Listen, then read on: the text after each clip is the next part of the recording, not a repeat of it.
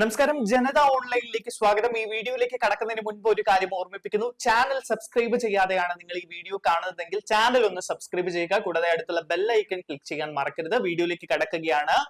ബീഹാറിൽ നിയമസഭാ തെരഞ്ഞെടുപ്പ് നടക്കാൻ ഇനി കുറച്ചു മാസങ്ങളേ ഉള്ളൂ. എന്നാൽ ബീഹാറിൽ നിന്ന് കോൺഗ്രസിന് തിരിച്ചടിയായി ഒരു വാർത്ത പുറത്തു വരികയാണ്.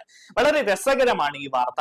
രാഹുൽ ഗാന്ധി, കോൺഗ്രസിന്റെ പ്രമുഖനായ നേതാവ്, ലോക്സഭാ പ്രതിപക്ഷ നേതാവ് രാഹുൽ ഗാന്ധി വേദി വിട്ടിറങ്ങിയതിന് പിന്നാലെ അവിടെ പ്രവർത്തകരുടെ കൂട്ടയടി സംഭവിച്ചിരിക്കുകയാണ്. ഈ കൂട്ടയടി ബീഹാറിൽ നിയമസഭാ തെരഞ്ഞെടുപ്പ് അടുത്തിരിക്കെ കോൺഗ്രസിന് ഒരു തലവേദനയാകുന്നു. പ്രവർത്തകർക്കിടയിൽ ഭിന്നിപ്പ് പുറത്തു വരുന്നു.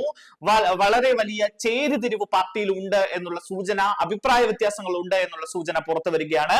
രാഹുൽ ഗാന്ധി വേദി വിട്ട് മിനിറ്റുകൾക്ക് ശേഷമാണ് ബീഹാർ കോൺഗ്രസ് പ്രവർത്തകരുടെ തമ്മിലടി നടന്നത്. ഈ വർഷം അവസാനം നിർണായകമായ നിയമസഭാ തെരഞ്ഞെടുപ്പ് നടക്കാനിരിക്കെയാണ് കോൺഗ്രസ് പ്രവർത്തകർക്കിടയിലെ അസ്വാരസ്യം ഇപ്പോൾ മറപീക്കി പുറത്തു വരുന്നത്. തെരഞ്ഞെടുപ്പുമായി ബന്ധപ്പെട്ട പാർട്ടിയുടെ സംസ്ഥാന ഭാരവാഹികളുമായി ചർച്ചയ്ക്കെത്തിയതായിരുന്നു രാഹുൽ ഗാന്ധി. കോൺഗ്രസ് ആസ്ഥാനം വിട്ടതിനു പിന്നാലെയാണ്, അതായത് അദ്ദേഹം ചർച്ച നടത്തി ഈ കോൺഗ്രസ് ആസ്ഥാനത്ത് നിന്ന് വിട്ട് പോയി ഒരു 4-5 മിനിറ്റുകൾക്കുള്ളിൽ തന്നെ അവിടെ കൂട്ടയടി സംഭവിക്കുകയായിരുന്നു. പ്രവർത്തകർക്കിടയിൽ തർക്കമുണ്ടായി. ഇത് കയ്യാങ്കളിയിലേക്ക് നീണ്ടു. പ്രവർത്തകരെല്ലാവരും പരസ്പരം അടികൂടി, തമ്മിലടി. അത് വാർത്തയായി സോഷ്യൽ മീഡിയയിൽ വലിയ രീതിയിൽ പ്രചരിക്കുന്ന സാഹചര്യമുണ്ടായി. പാർട്ടിയുടെ സംസ്ഥാന ഘടകം പങ്കുവച്ച ഒരു വീഡിയോയിൽ വലിയ മുദ്രാവാക്യം മുഴക്കി രാഹുലിനെ ആളുകൾ സ്വീകരിക്കുന്നുണ്ട്. രാഹുൽ അവിടെ നിന്ന് പോയതിന് പിന്നാലെയാണ് ഈ സംഭവങ്ങളൊക്കെ തുടങ്ങുന്നത്.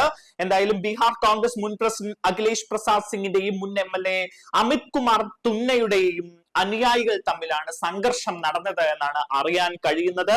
അഖിലേഷ് പ്രസാദ് സിംഗിന്റെ അനുയായികളിൽ ഒരാൾ അമിത് കുമാറിനോട് മോശമായി പെരുമാറിയതായി ആരോപിച്ചായിരുന്നു സംഘർഷം രൂക്ഷമായത്. ഇതാണ് ശാരീരികമായ ആക്രമണത്തിലേക്ക് വരെ നീണ്ടത് എന്നാണ് അറിയാൻ കഴിയുന്നത്. എന്തായാലും നിയമസഭാ തെരഞ്ഞെടുപ്പ് നടക്കാൻ കുറച്ചു മാസങ്ങൾ ബാക്കിയുള്ള ഒരു സംസ്ഥാനത്ത് പ്രവർത്തകർക്കിടയിലെ ഈ കൂട്ടയടി, നേതാക്കൾക്കിടയിലെ ഈ ഭിന്നിപ്പ് കോൺഗ്രസിന് തലവേദനയാകുമെന്ന കാര്യത്തിൽ സംശയമൊന്നുമില്ല. പ്രത്യേകിച്ച് ബീഹാർ എങ്ങനെയും പിടിക്കണമെന്ന് നിശ്ചയിച്ചുകൊണ്ട് രാഹുൽ ഗാന്ധിയും ദേശീയ നേതാക്കളും രംഗത്തിറങ്ങുന്ന ഒരു സാഹചര്യത്തിലാണ് പ്രവർത്തകർക്കിടയിൽ ഈ കൂട്ടയടി ഉണ്ടായിരിക്കുന്നത്.